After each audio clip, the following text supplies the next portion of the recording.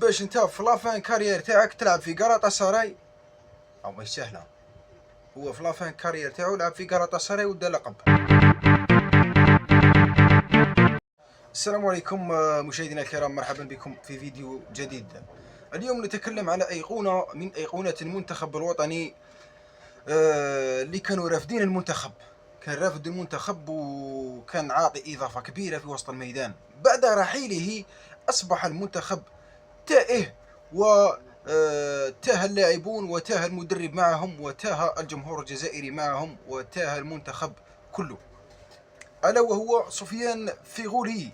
سفيان فيغولي اللاعب الذي كان في أوج عطائه، ثم خفت مردوده نسبيا، بداية من مباراة بوركينا فاسو بالمغرب.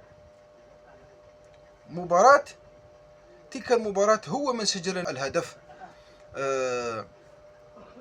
صراحة كان رافد المنتخب على ظهره يدير كلش. لاعب كبير فقدته الجزائر. اظن بانه مكاش اللي يقدر يعوض البلاصه تاع فيغولي. ما كان بوداوي يعني. اظن بانه مازا اذا احسن توظيفه في وسط الميدان يمكن ان يكون خليفه فيغولي. بالنسبه البوداوي ولا عبد الله ولا ما كاش بروفي تاعو كاع. انا في العالم كاع تقريبا مانيش نشوف جوار كيما فيغولي. ماشي العالم يعني، في اللاعبين الجزائريين اللي راني نشوف فيهم كاع ما كاش لاعب كيما فيغولي.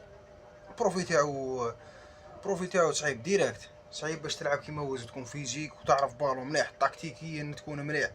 فيغولي كان بمثابة المدرب في وسط الميدان، سما هو لاعب ومدرب في نفس الوقت. توجيهات يمدها لصحابه، يعرف كيف يتحرك في السطاد. فنان. والدليل على انه فنان باش انت في لافان كارير تاعك تلعب في قراطا سراي، او مش سهله. هو في لافان كارير تاعو لعب في قراطا سراي ودا لقب، ويفرض روحه. هو مين راح فرض روحه؟ ما يلعبش. هذه هو اصلا ديجا فيغولي يبغي دراهم في التنقلات تاعو كاع بسبب الاموال. كان ما يستصغرش نفسه، ما يستحقرش نفسه بسبب الاموال. ما يلعبش بلا تقزم به ولا ما طيلوش السومه تاعو. لو باغيها ما يلعبلكش.